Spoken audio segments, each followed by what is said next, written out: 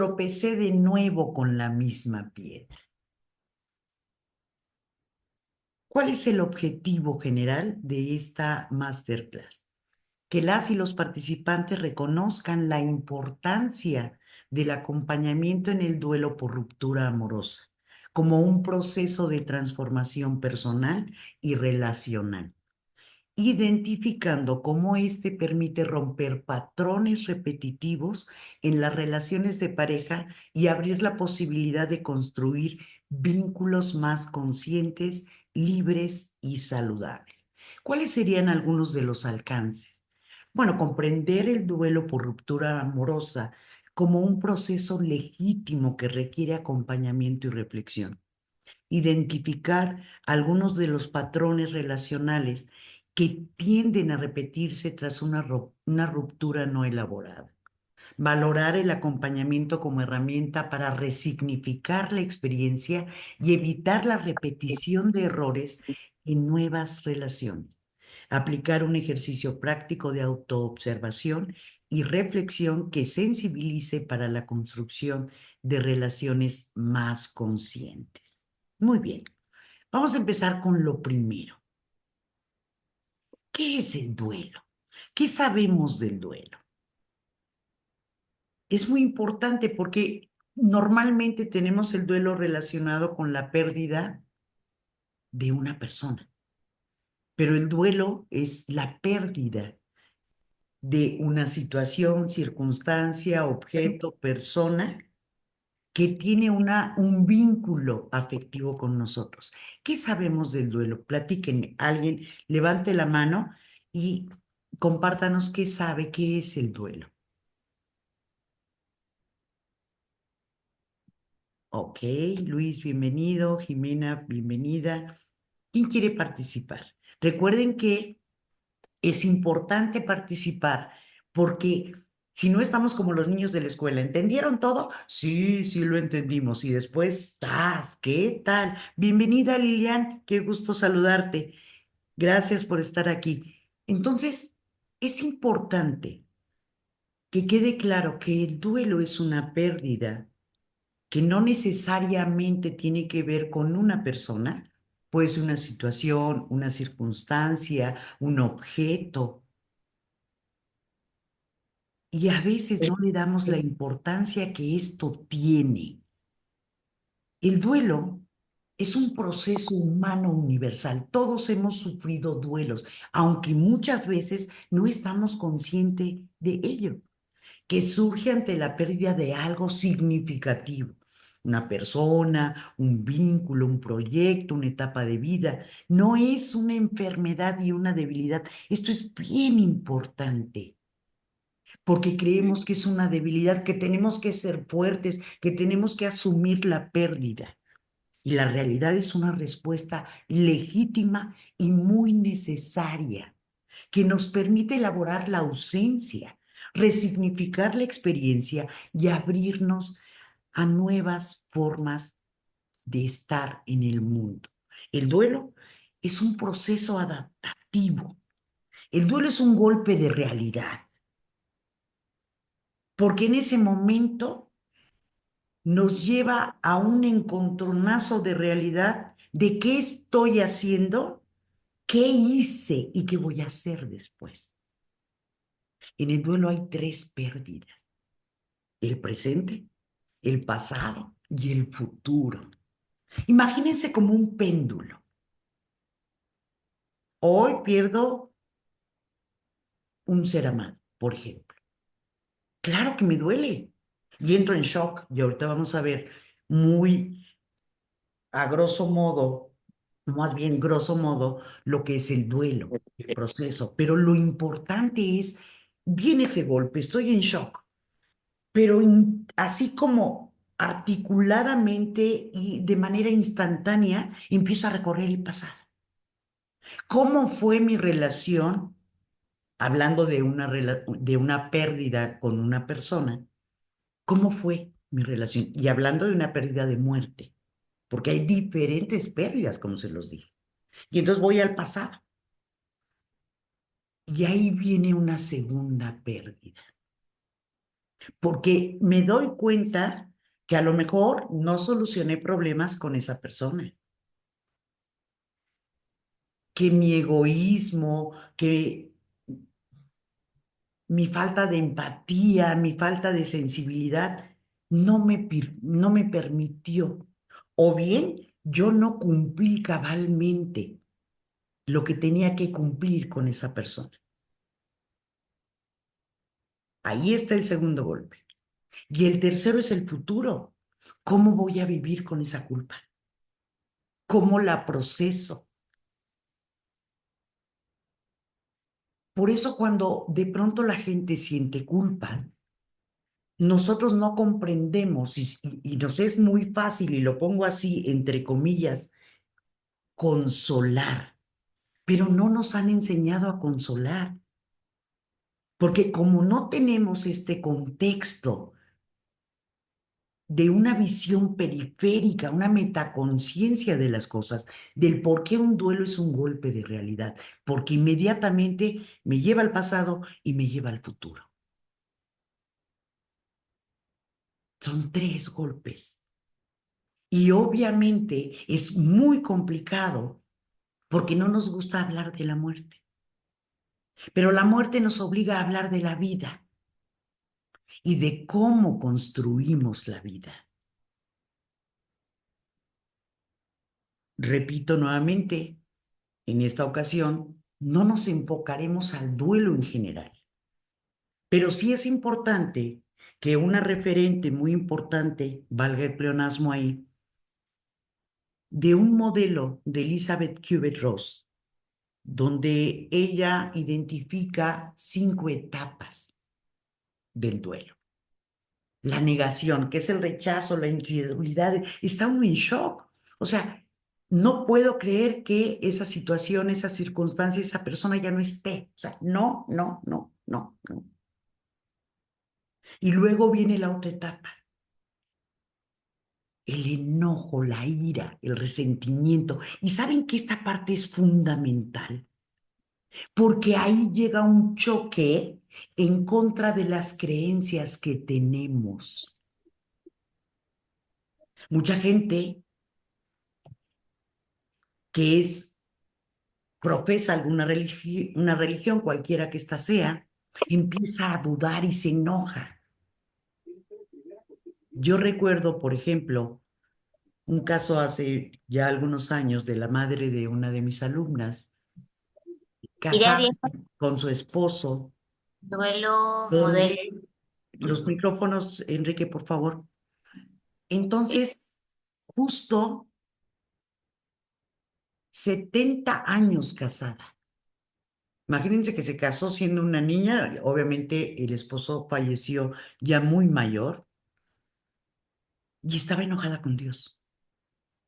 Y el duelo confronta convicciones, conciencia, creencias.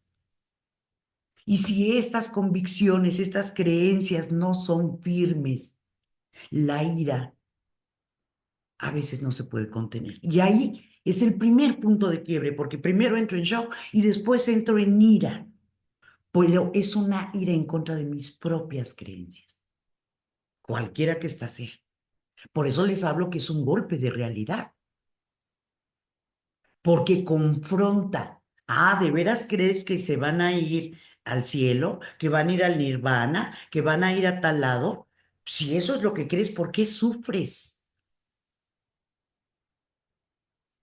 Y ahí nos damos cuenta cómo la espiritualidad del ser humano es tan frágil, porque no la alimentamos como algo vital en nuestra existencia. Y no hablo de la religión, hablo de la espiritualidad, de esta conciencia que como seres humanos compartimos todos. La espiritualidad es una facultad humana, no es privativo de una religión o de una filosofía, pero no la alimentamos. Y ahí el duelo puede complicarse. Tenemos la negociación, intentos de revertir o entender la pérdida. Y si hubiera hecho algo diferente, volvemos a las creencias. Tenemos una creencia por mandato cultural de que yo debo resolver, que yo debo ir en contra de una ley natural. ¿Cómo separar una ley natural? Obviamente, ese sí sería un tema justo del proceso del duelo. Pero lo que quiero decirles es, cuando les hablé al principio del péndulo donde voy al pasado,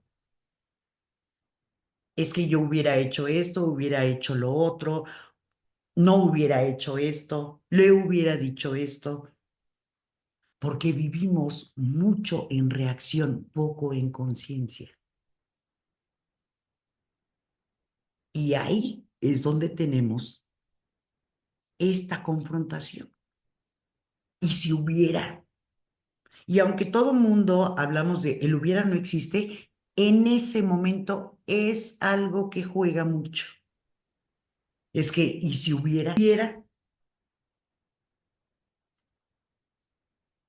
Por eso, la salud mental funcional busca esta conciencia, esta metaconciencia de estar conectados en ese maravilloso principio que repetimos como loros, perdón por la expresión, es el aquí y el ahora. Pero es que, de verdad, la salud mental funcional busca conectarnos en que el aquí y el ahora es tan vital porque estamos construyendo el pasado y estamos construyendo el futuro. Pero al no tenerlo, actuamos muchas veces por impulso. Por supuesto que después viene la depresión. No hay nada que me motive. Y fíjense que esto es sumamente interesante.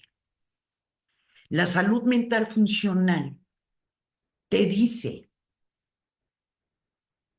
cómo es que tú quieres morir estando viviendo lo que estás viviendo y provocar en otros lo mismo, un dolor, porque en ese momento nos volvemos egoístas. Solo pensamos en nosotros, no pensamos en que somos un ser vincular. Y la salud mental justo busca crear esta metaconciencia. No, espera. Si tú te mueres, si ya se murió el otro y te mueres tú, yo me voy a morir también. Y entonces aquí va a ser un cementerio. Y eso es parte del desarrollo. Incluso, por ejemplo, en, en mi experiencia, tanto en la consultoría como de manera personal, entre la depresión y la aceptación, hay algo que se llama golpe de realidad. Porque es en el día a día donde ya me voy a dar cuenta que ya no está. No es en la negación, no es en el shock, no es en la ira. Es en el día a día. Por eso la importancia de trabajar la salud mental funcional y trabajar en un proceso de duelo que pocos tanatólogos están trabajando. ¿Cómo es que vamos a vivir en el día a día, en esos golpes de realidad que nos pueden regresar a vivir otras etapas nuevamente del duelo?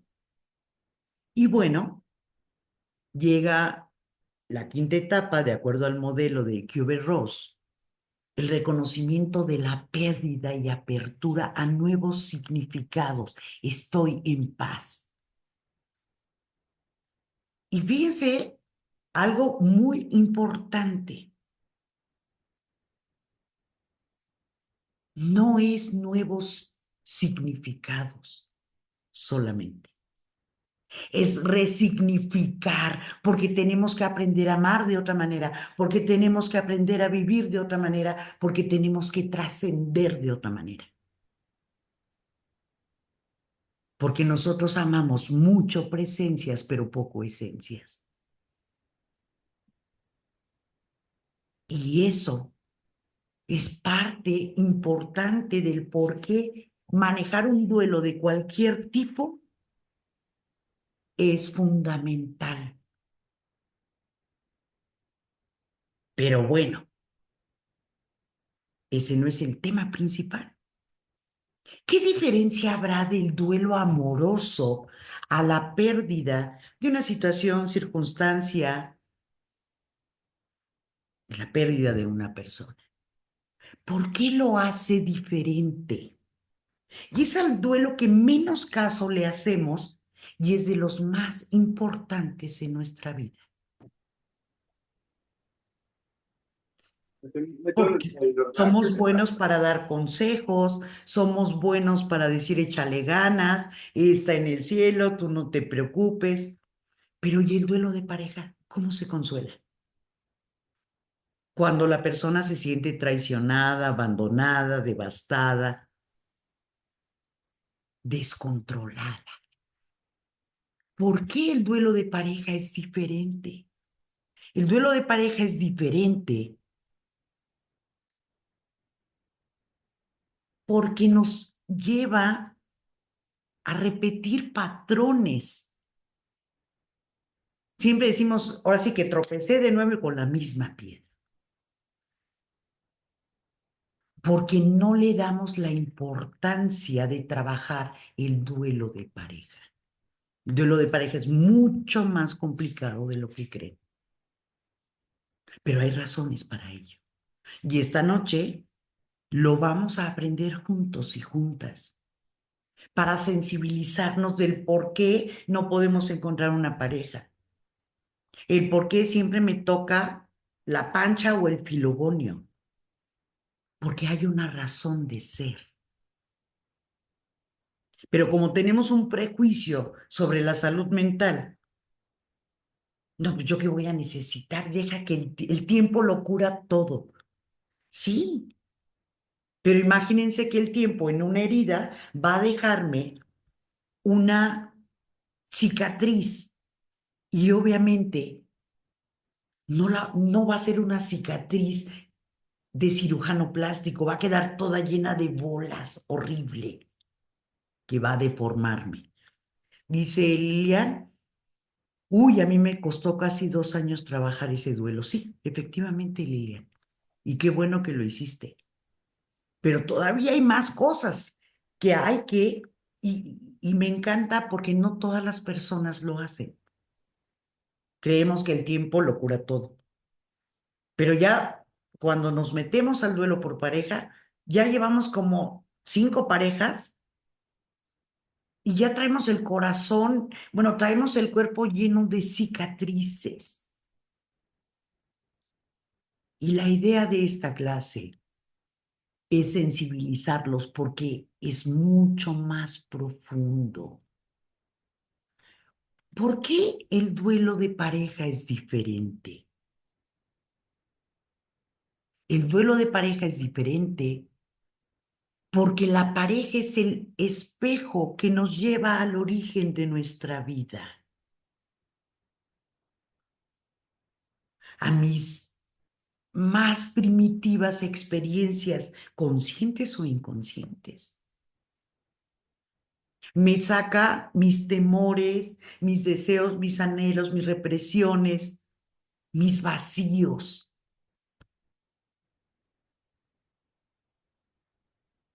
Podemos estar bien con los amigos, pero el amigo, la amiga está en su casa. Con las personas en general. Pero la pareja nos lleva a este origen.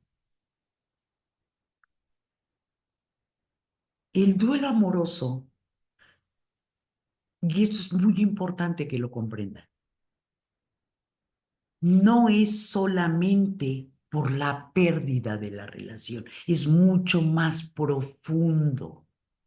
Normalmente la gente dice, bueno, es que en una relación de pareja, pues somos responsables ambos, aunque muchos dicen yo fui el bueno o la buena, y ella fue o él fue el malo.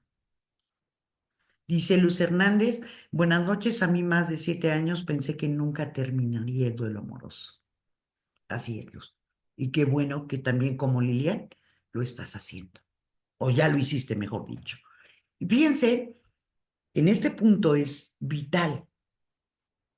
Cada quien se lleva su 50-50, pero sean honestos, hagan una reflexión en este momento con ustedes.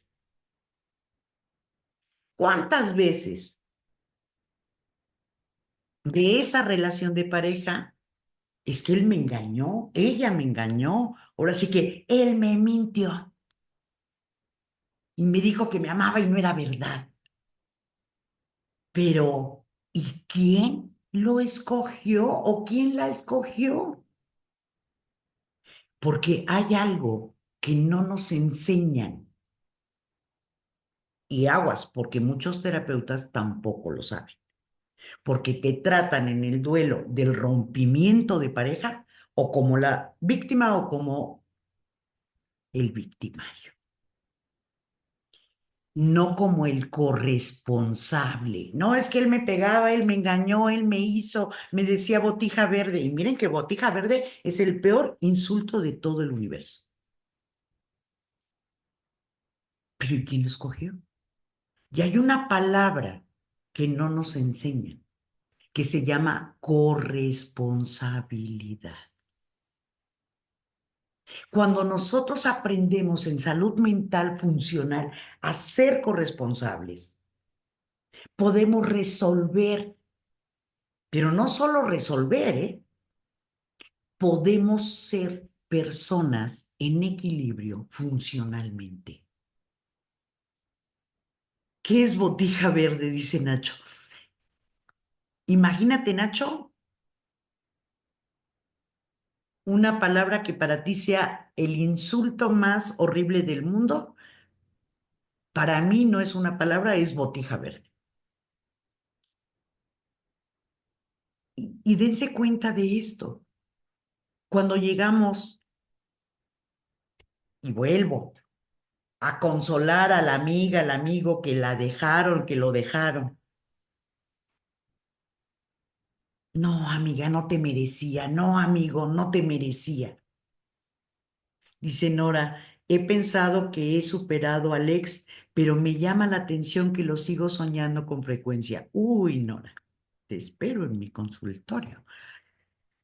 Eso sería una señal de que hice un mal duelo. Ya pasaron 10 años, no entiendo, lo justifico porque no hubo una despedida y eso no cerró el círculo. Interesante, porque tenemos ideas preconcebidas de cómo se debe cerrar un círculo, un ciclo. La salud mental funcional lo que hace es cuestionar.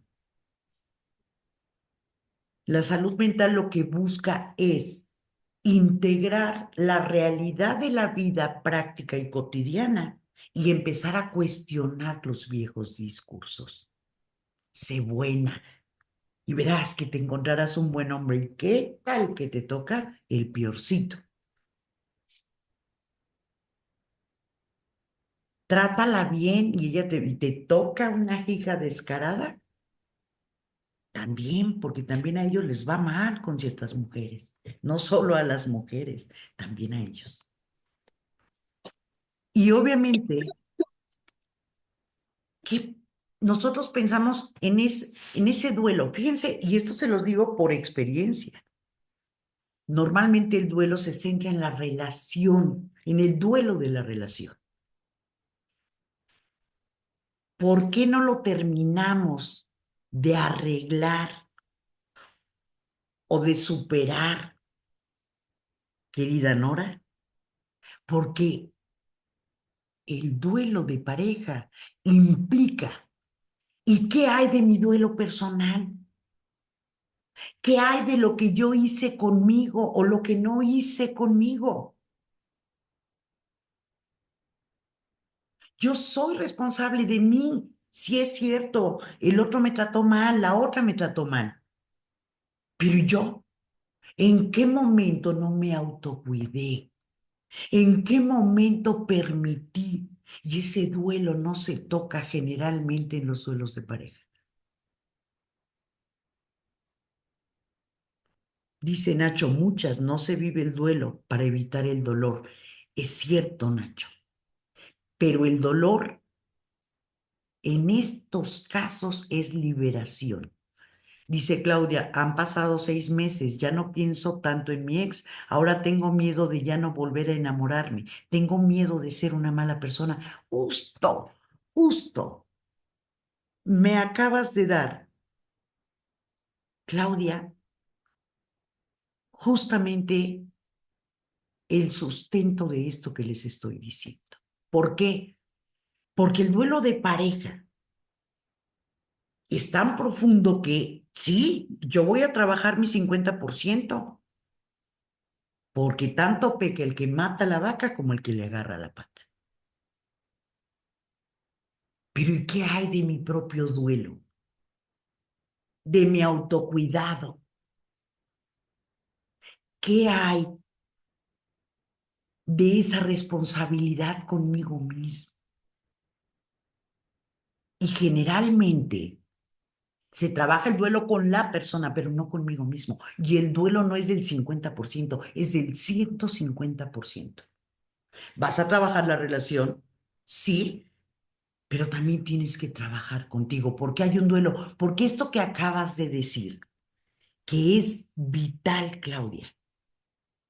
Ahora puedo volverme fría, distante. Cada duelo no trabajado nos va robando lo mejor de nosotros.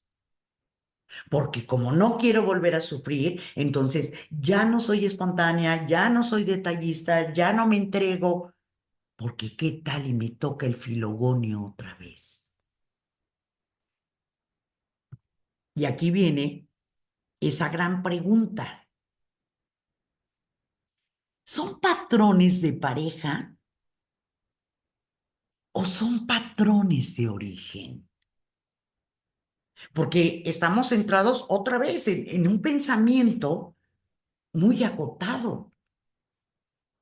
¿Son patrones de pareja o son patrones de origen?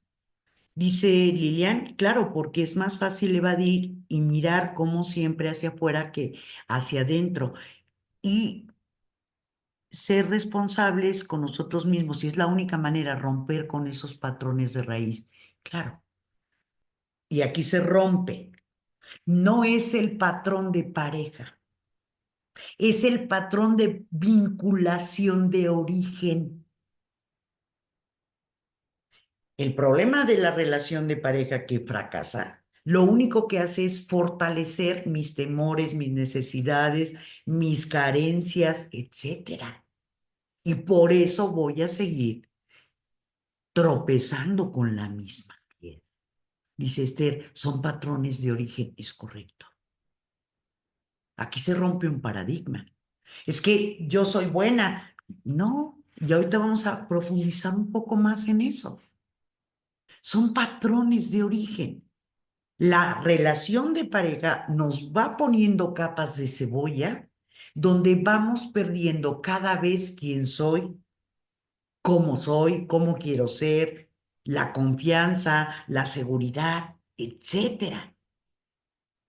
¿Qué es un patrón de origen? Dice Ana Pao. Ahorita lo vamos a ver, Ana Pao. Ahorita lo vamos a ver. Y esto es fundamental. ¿Por qué? Esos patrones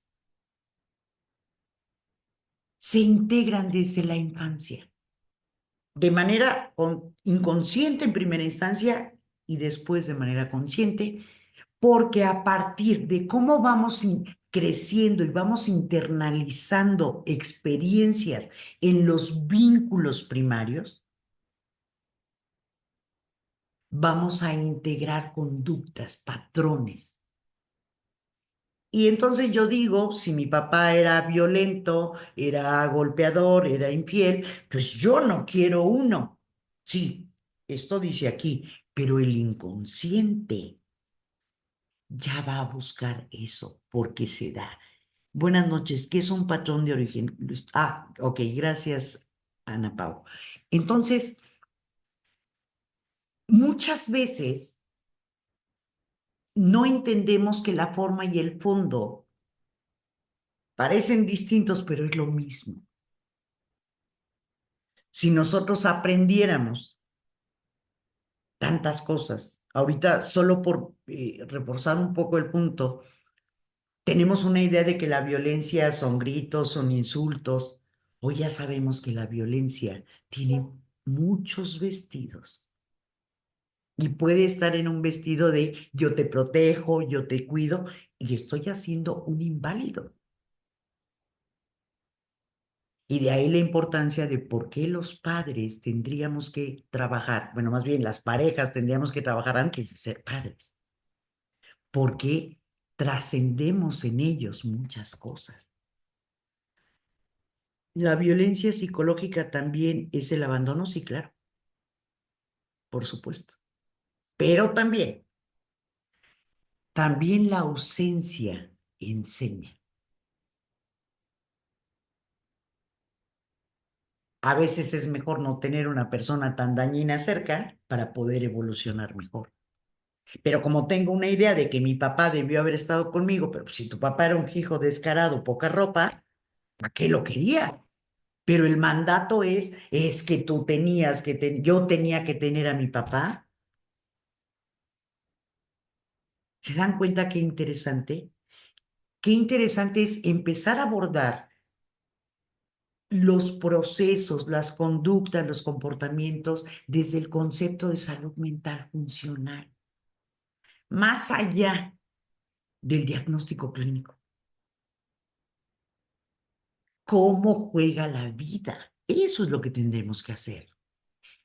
Un patrón de conducta. ¿Cómo es un patrón? Vean esta imagen. Este, esta imagen simboliza un patrón de conducta. Las flechas repetidas simbolizan conductas que se activan casi automáticamente, respuestas aprendidas que se repiten sin plena conciencia.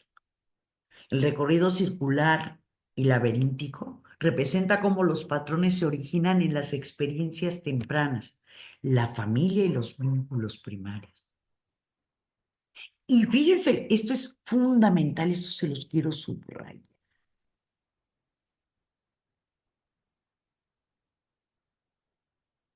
Tienden a llevarnos a lugares emocionales conocidos.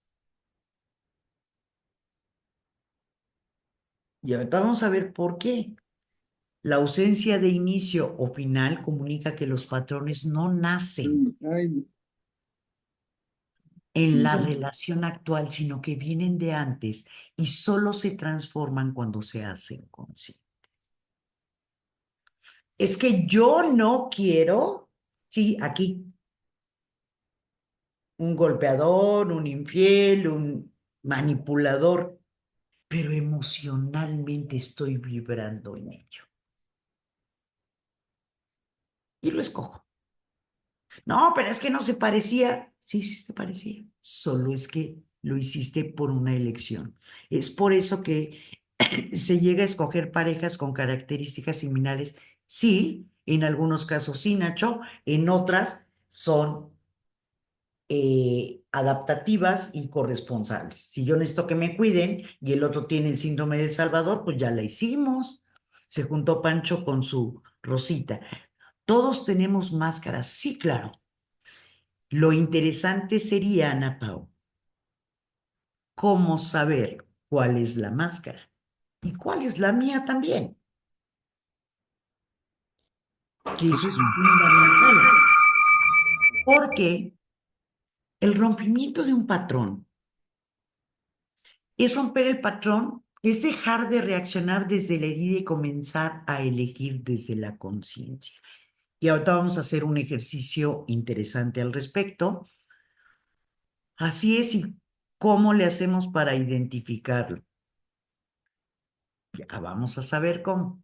Ya vamos a saber cómo. El patrón, a ver, por acá otra pregunta, dice Miriam, generalmente escogemos patrones del padre si somos mujeres y de la madre para los hombres, o puede ser cualquiera de los dos. Oh, qué interesante, Miriam. Tendríamos que hablar del rol femenino y masculino, más allá del mandato cultural. Hay tanto que aprender. Esta es una generalidad.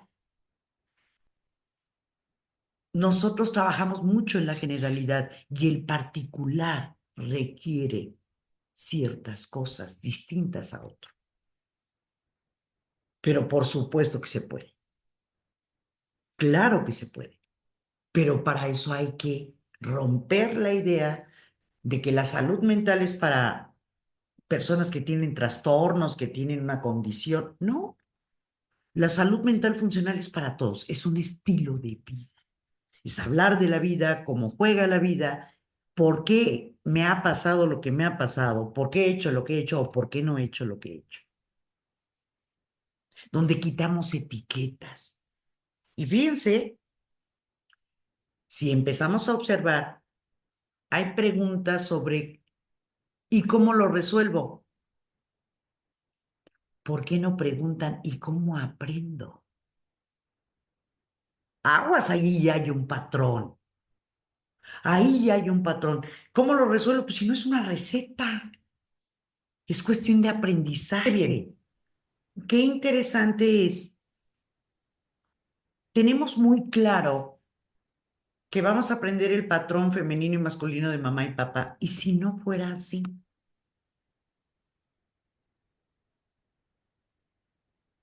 Porque en el desarrollo no solamente tenemos la imagen femenina y masculina de mamá y papá.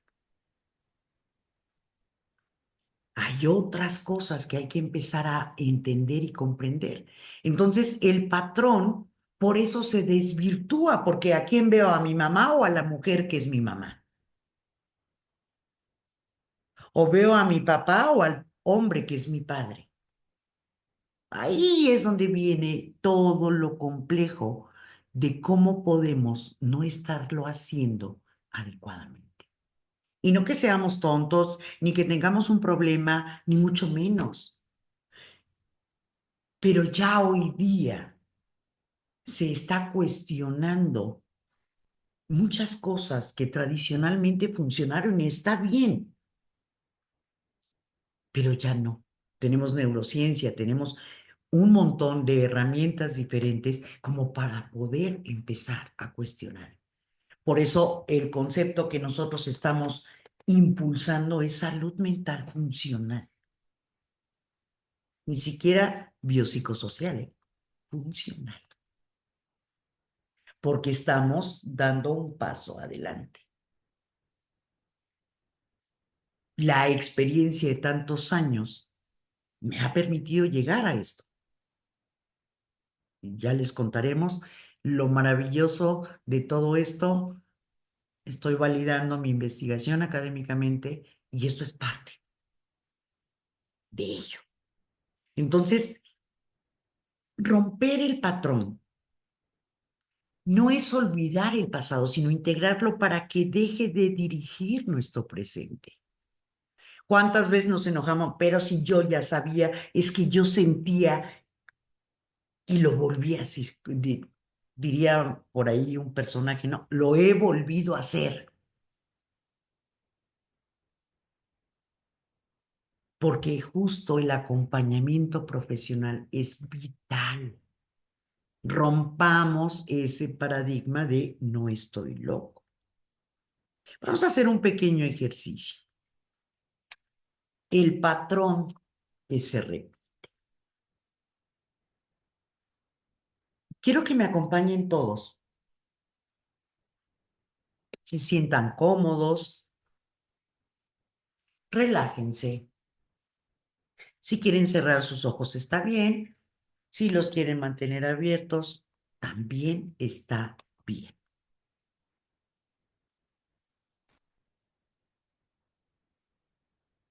Quiero que piensen en dos o tres relaciones importantes en su vida, en la relación de pareja. Tranquilos. Quiero que observen si hay algo que se repite en ellas.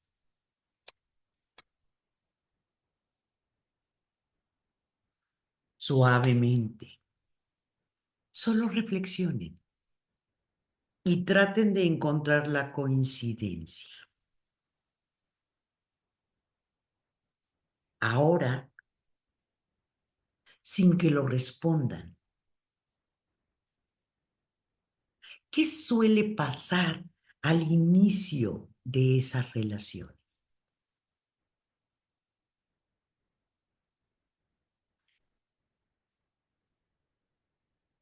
¿Qué aparece cuando hay un conflicto, cuando hay enojo, cuando hay miedo? ¿Qué aparece?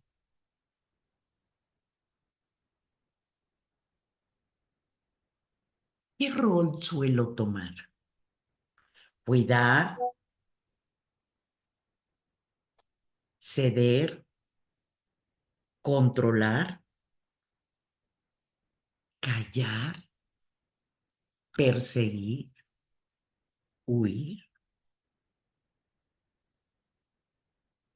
¿Cómo suele terminar la relación?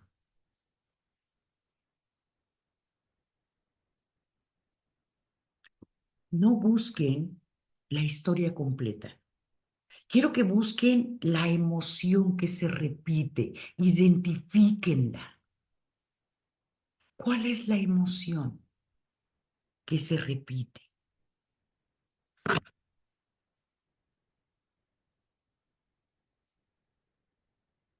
Ahora pregúntate, ¿dónde aprendí esta forma de relacionarme por primera vez?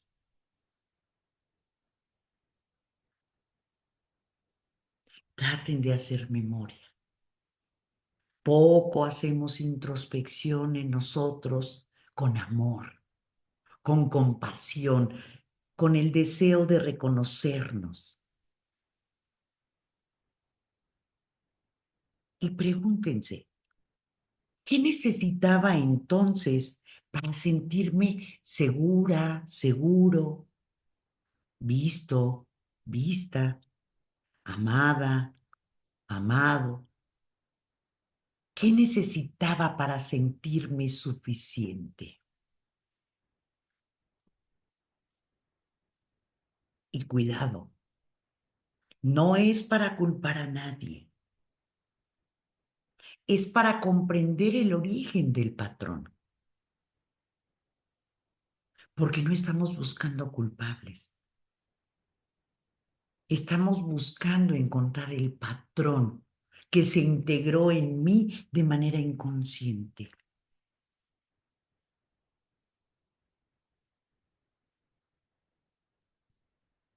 Dense un tiempo, piénsenlo,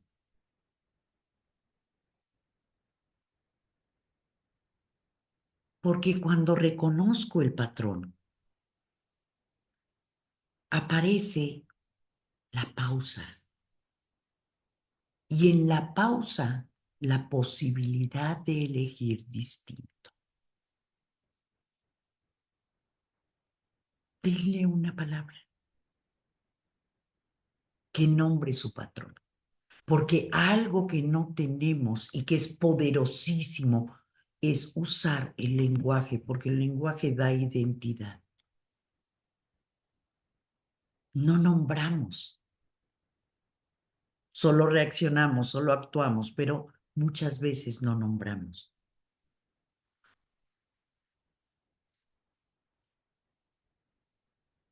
Respire.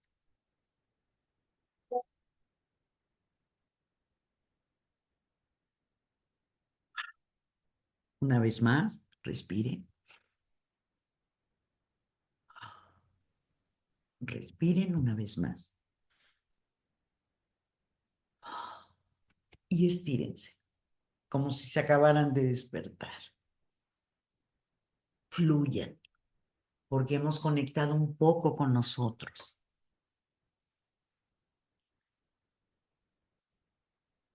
aquí voy a abrir un poco los micrófonos antes de simplemente hacer el cierre de la clase para contestar algunas preguntas. Les pido levanten la mano, ahí me ayudan Hugo Enrique y Sonia. Yo voy a tratar de estar atenta aquí a la pantalla. Hay tres hojas y a lo mejor no los alcanzo a ver a todos. ¿Quién nos quiere compartir qué pensó? ¿Alguna pregunta? Obvio, no recetas personales, porque jamás doy recetas personales. Necesitamos un contexto mayor para poder hacerlo. Marisol Morfil, adelante.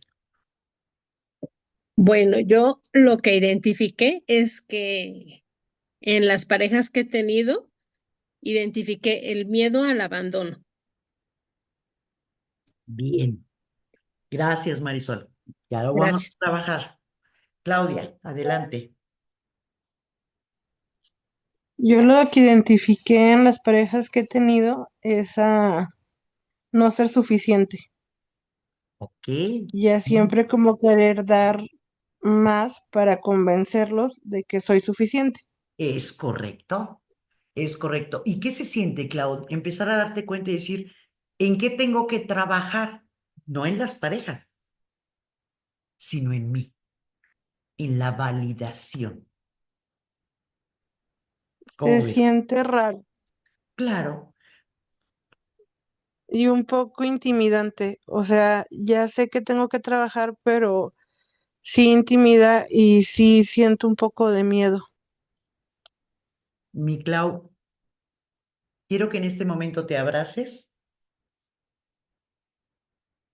te sostengas a ti y la primera validación es la tuya.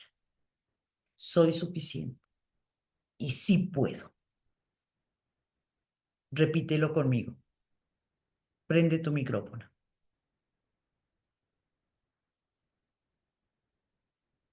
Clau, está siendo fuerte para Clau, porque sí intimida darnos cuenta de conectarnos con nosotros, porque aprendemos a conectarnos con los otros antes que con nosotros. Por eso somos vulnerables. Ese es uno de los puntos.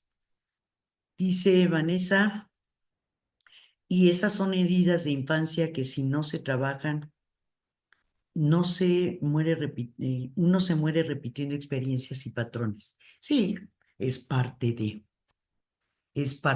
Elise,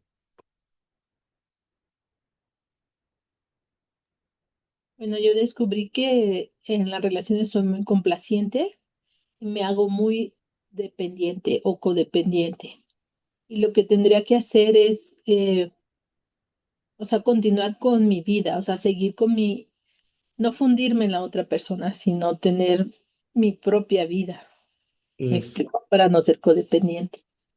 Es correcto, que es un poco lo que le pasa a Clau. No soy suficiente, entonces me hago dependiente, me hago codependiente. Vean cómo estamos ahorita viendo un patrón. Buscamos en el otro, en la pareja, lo que no tuve desde mi infancia, desde mis principales e iniciales vínculos afectivos. Gracias, gracias, Elise. Ana Pau dice, yo descubrí que me encanta salvar y cuidar y dar como fuera la mamá. Bien, ahí ya podemos empezar a tener un plan de trabajo personal, porque vamos descubriéndonos y cada uno de nosotros tiene formas y cosas distintas y necesidades, historias distintas. Pero lo más importante que me encantaría dejarles es rompamos el miedo, porque en el momento en que aprendemos a amarnos, nos enseñan a amar a los otros por encima de nosotros mismos y amarlos primero que a nosotros, porque si no somos egoístas y la verdad es que no es tal.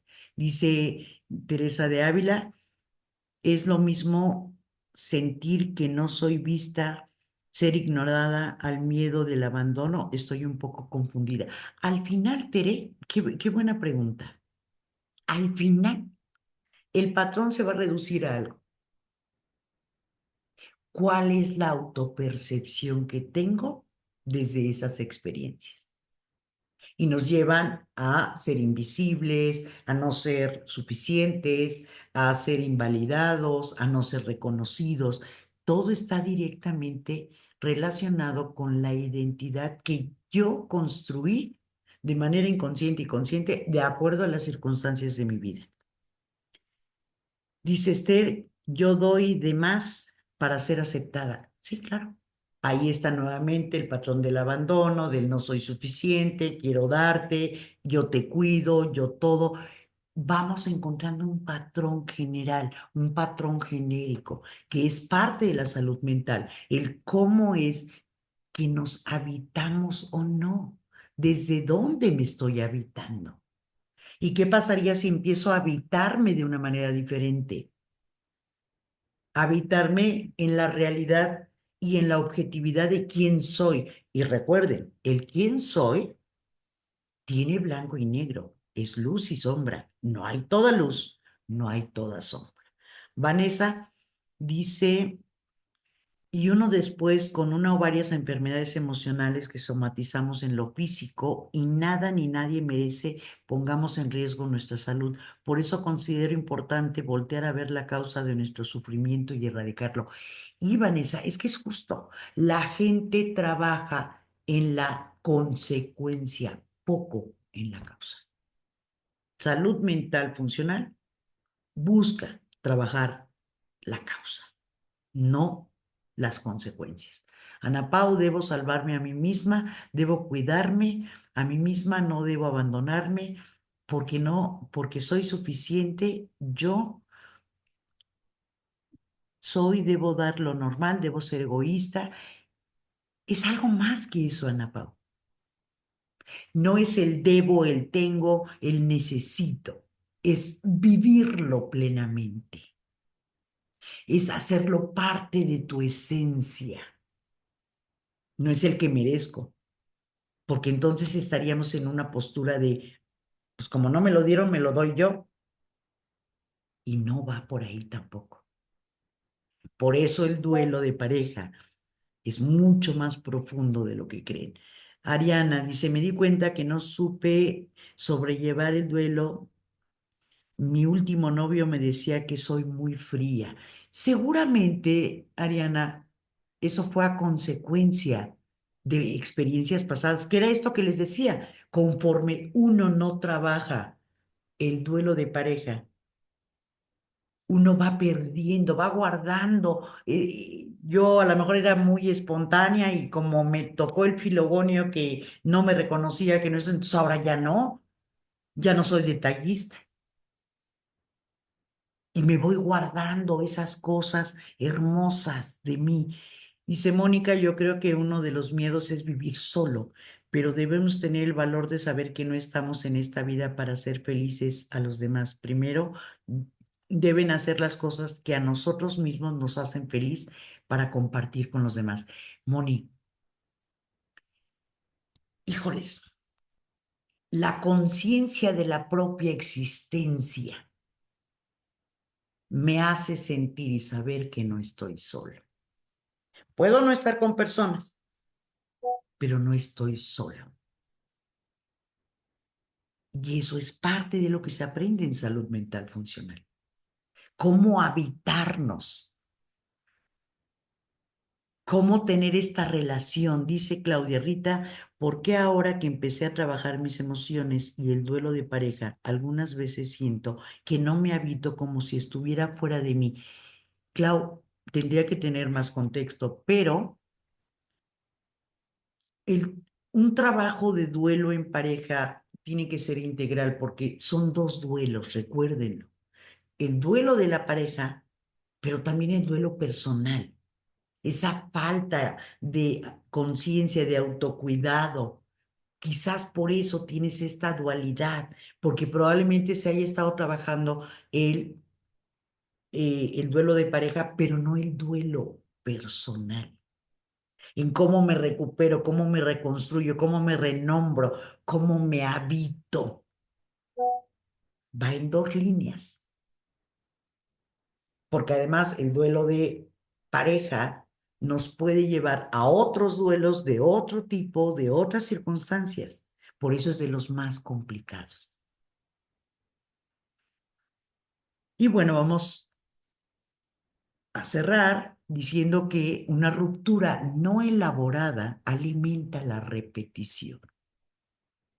Y es más, la va complicando y se va agravando, y por eso mucha gente dice, yo ya no quiero saber nada de una pareja. Resignificar la experiencia a través del acompañamiento es fundamental para poder reconstruirme, identificarme, separar la relación de pareja, entender, comprender qué y cómo pasó y por qué pasó. Y entonces podemos seguir adelante porque de la reacción automática podemos pasar a la decisión consciente.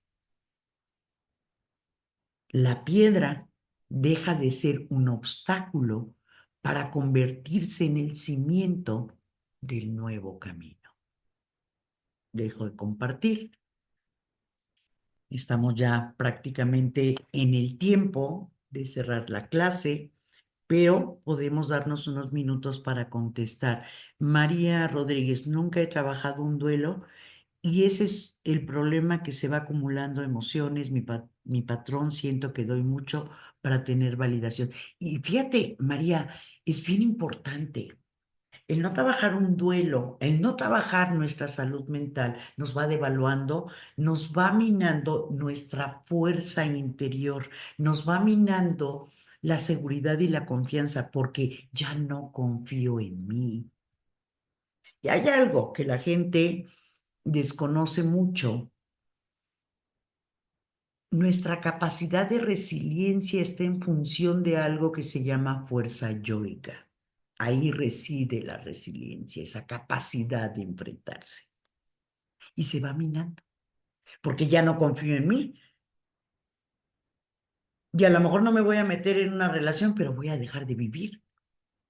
Y entonces eso me puede llevar, pues, a la depresión, me puede llevar al aislamiento, incluso hasta el suicidio, porque no tiene sentido, no encuentro mi lugar en el mundo. Y bueno, pues justo es importante que tengamos claro cómo es la salud mental funcional en un concepto innovador sobre cómo abordar la problemática de la vida cotidiana. Y no es una cuestión de trauma, es una cuestión de función. Voy a pensar en el tema que les puedo ofrecer, pues para aprender, ¿no? Finalmente, todos aprendemos. Muchas gracias y recuerden, la siguiente semana, igualmente a las 8, vamos a tener otra masterclass, porque el diplomado empezará el 19 de marzo. ¿Ok? Bonita noche. Gracias. Bonita noche.